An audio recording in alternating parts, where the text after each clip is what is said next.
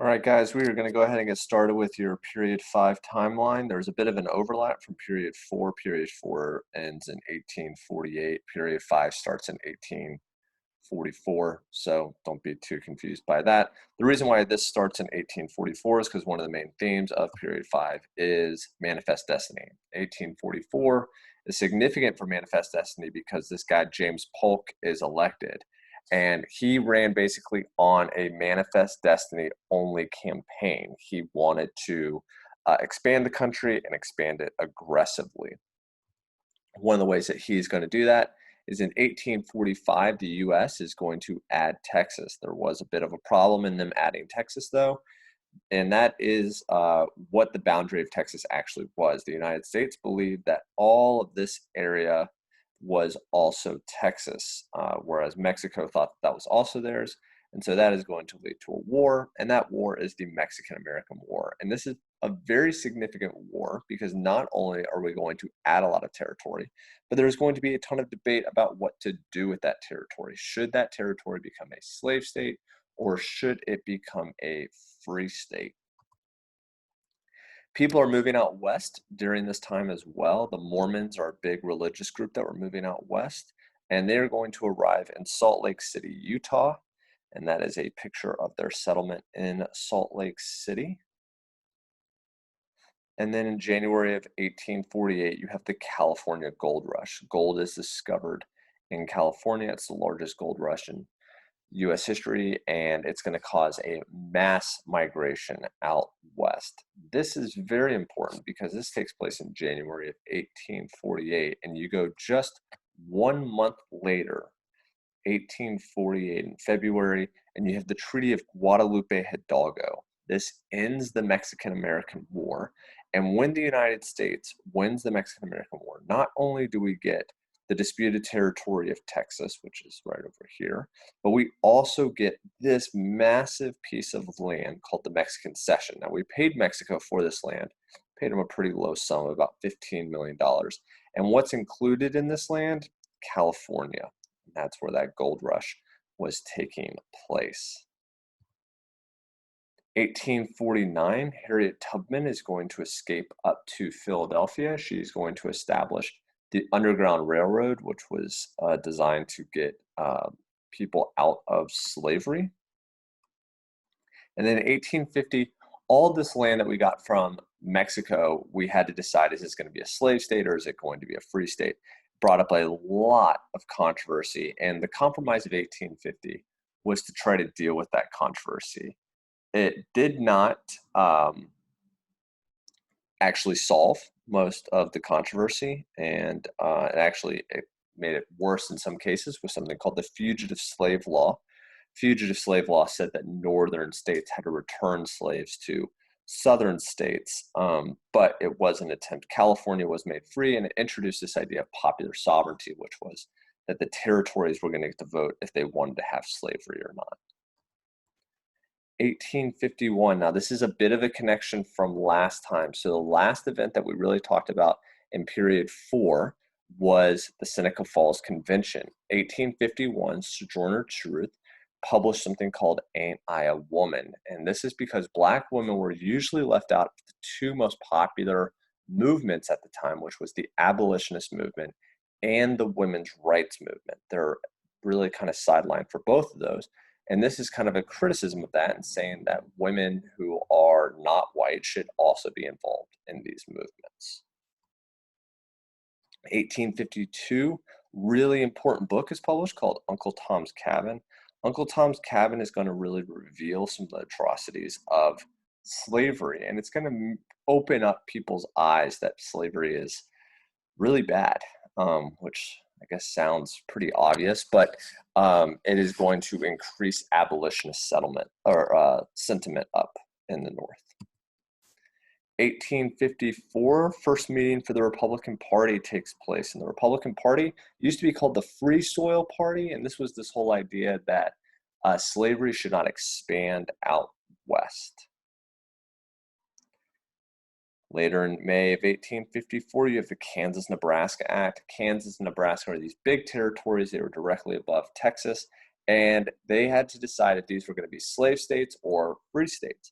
They decided to use popular sovereignty, this idea that came from the Compromise of 1850, and that is going to lead to Bleeding Kansas.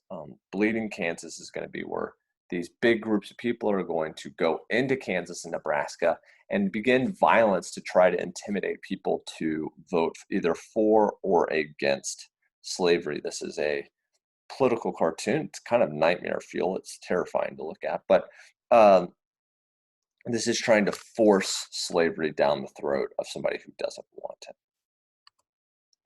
All right. 1857, you have the Dred Scott decision. This comes from the Scott versus Sanford case of the Supreme Court. Scott was somebody who was enslaved. He was brought up to a free state. Because of that, it seems like he should be allowed to sue for his freedom.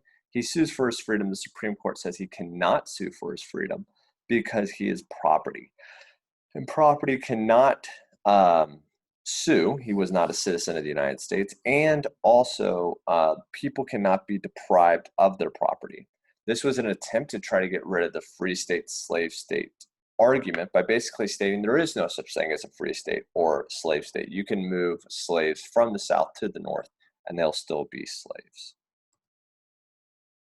1858, you have the Lincoln-Douglas debates. This is where Abraham Lincoln and Stephen Douglas begin to debate. They're kind of the two biggest candidates coming up in 1860, and the political parties are really divided at this point.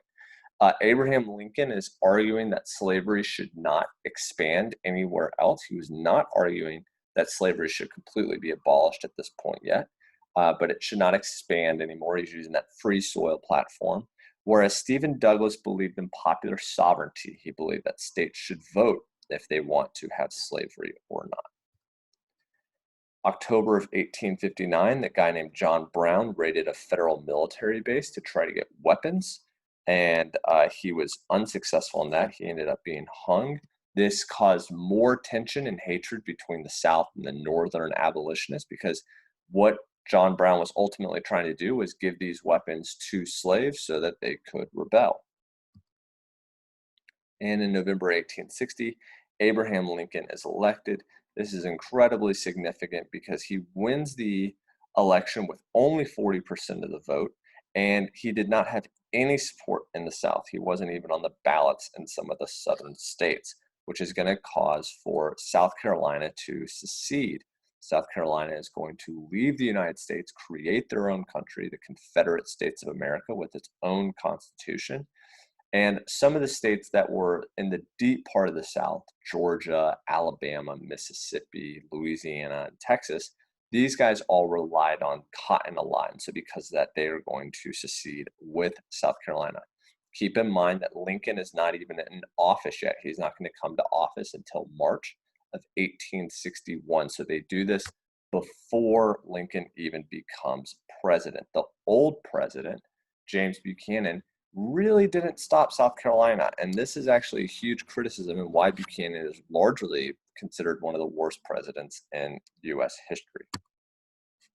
Lincoln becomes president, and then in March, and then in April 1861, there's an attack on Fort Sumter. This is a military base that's in Charleston, South Carolina. Lincoln went down to resupply the military base. When that happened, the South fired on it. Lincoln then is going to start the call up militia in the North, and that causes other states like Virginia and Tennessee, these upper states, North Carolina, to also join the Confederate States of America, and this starts the Civil War. Out west, 1862, the Homestead Act is created to try to get all this new land farmed. People were given up to 150, 160 acres of land as long as they lived on it for 5 years and made improvements to it. They could keep it, and this caused for massive westward expansion.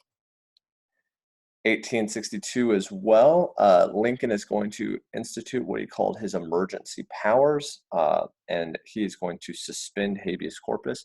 Habeas corpus is the right to have a trial. So this now meant that you could be arrested and thrown in jail. This was mainly used in the border states. Those were states that had slavery. but did not join the Confederate States of America, which were Maryland, Kentucky, and Missouri. And he created this basically so that if you supported the South, you could be thrown in jail until the end of the war. January 1863, the Emancipation Proclamation is created. This creates a moral cause for the Civil War. It's very effective in its initial, or its understanding that it was creating a moral cause. The cause is now slavery. And that was really to keep the British out of the war. The British had been maybe contemplating joining the war since they had such a deep economic partnership of getting cotton from the South. But they don't want to join a war where slavery is the major reason for why it's being fought. And so that keeps the British out. And this also does cause for some African Americans in the South to start to run from their plantations up to the North. This did not really free any slaves because the South wasn't listening to the North. So Lincoln proclaiming that slavery in the South was ending was more of a symbolic statement, not something that was actually done. But it did cause for a moral change in the war. July of 1863, you have the Battle of Gettysburg. It's the largest battle in the Civil War. 50,000 people die. This was Robert E. Lee invading up to the North. This is the farthest the South ever got in the war. And it's a turning point in the war. After this, really, the South's days are numbered. Right after this, you're going to have draft riots in New York. Lincoln was instituting the draft in the North, and it was very unpopular. New York was probably one of the places that it was the most unpopular, mainly by the Irish. The Irish did not feel like they needed to be involved in this war, and so they rioted. And so actually soldiers from Gettysburg had to go up to New York to stop these rioters. November 1863, there's a cemetery created for the people who died at Gettysburg, and Lincoln gives a very short address. This picture right here is the entire address, called the Gettysburg Address. And this links that there's a fight for freedom now. So it links to the Emancipation Proclamation. It also kind of links back to the American Revolution, saying that essentially our forefathers fought for something and it was incomplete, and it is now our time to make it complete.